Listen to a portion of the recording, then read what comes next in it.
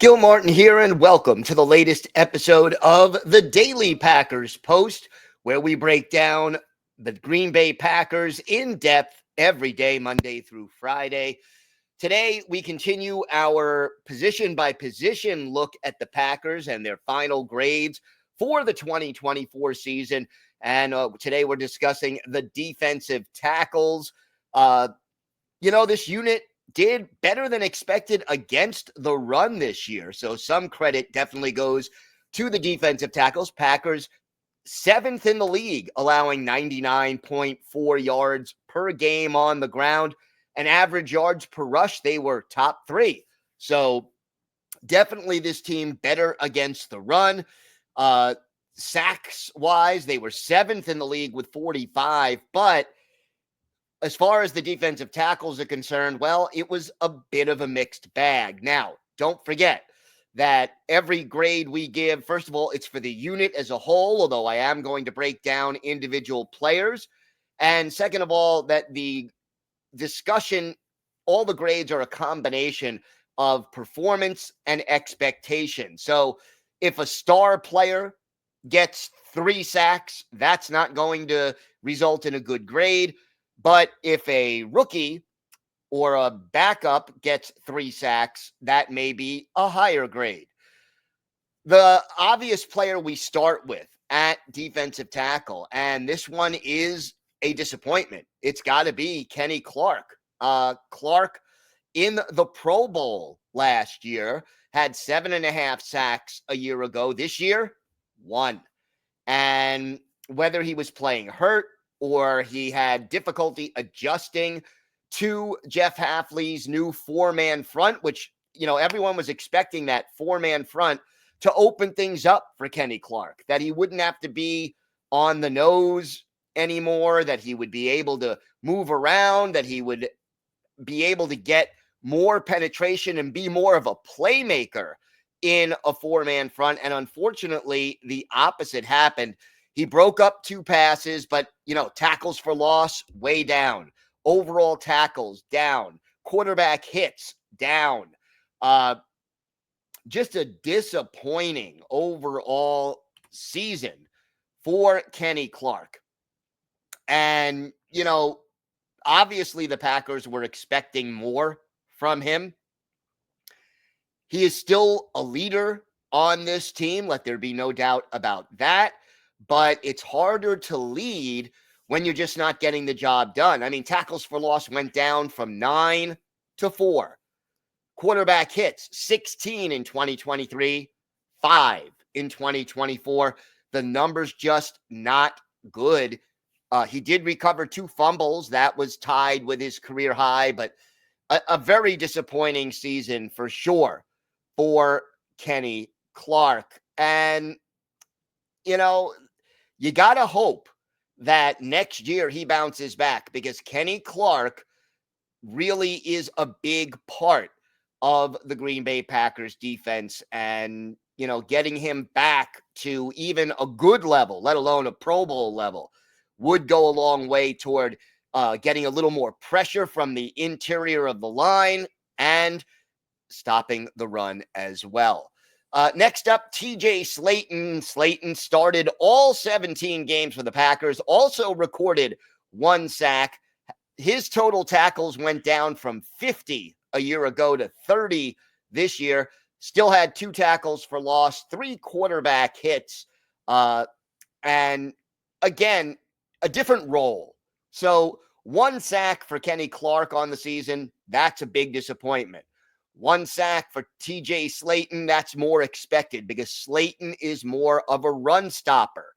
His playing time also went down drastically. Yes, he started 17 games just like he did a year ago, but he went down from 56%, being on the field for 56% of the team's defensive snaps, to just 39%.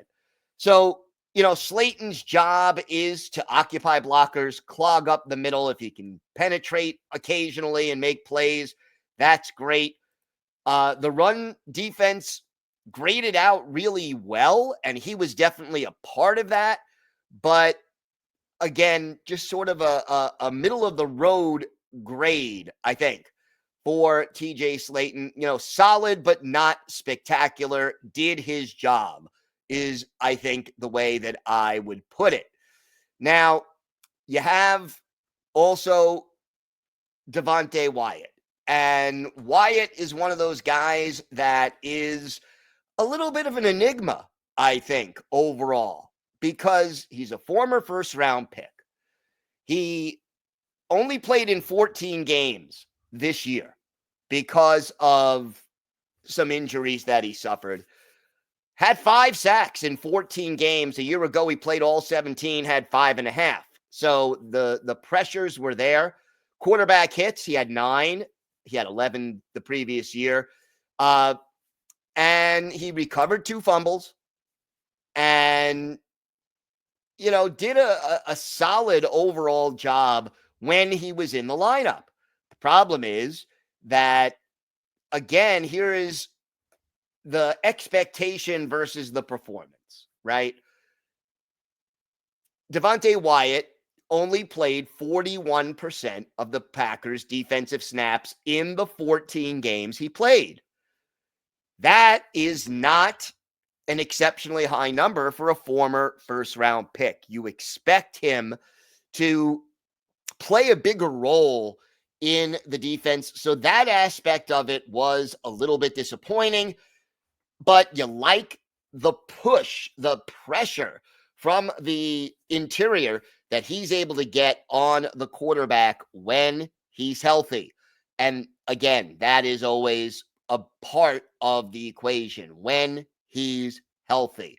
You had 2 primary backups. If the first 3 guys we mentioned were the starters, you had Colby Wooden, who is in his 2nd season out of Auburn, 4th-round pick in 2023.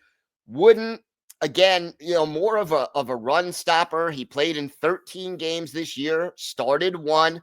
He did break up 2 passes, did not record a sack, had 2 quarterback hits, 2 tackles for loss. His numbers roughly, similar to what they were a year ago. His participation went up as part of the rotation. He played 28% of defensive snaps in the 13 games that he was in. And then you have Carl Brooks, who I've always been a big fan of. Brooks played in all 17 games for the Packers this year.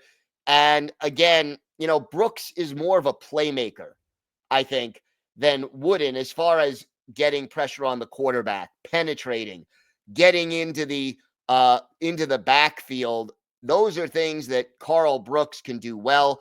He had 24 total tackles, 3.5 sacks, 6 quarterback hits. He really does provide a little more juice, I guess, is the best way to put it when you're talking about pass rush and playmaking. So we'll see about that. Now, overall, as far as the grade is concerned, I gave the defensive tackles a C+, mainly because of the disappointing play of Clark. And I guess that Wyatt just never lived up to being what was expected of him as a first-round pick.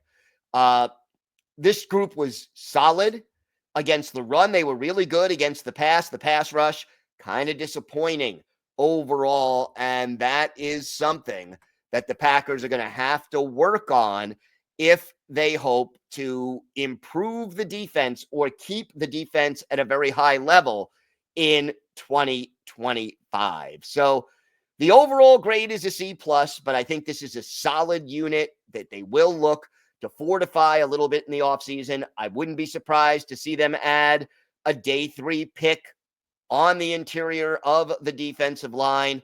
And hopefully also year 2 in Jeff Hafley's system will be helpful. They'll be more familiar with it as the season gets underway. Don't forget to hit the like button and to subscribe. Hit the bell so you get new episodes as soon as they come out. And don't forget to check out our website at thepackerspost.com for daily in-depth coverage of your Green Bay Packers. I'm Gil Martin. Have a great day, everybody. Thanks for watching the Daily Packers Post. And of course, as always, go Pack Go.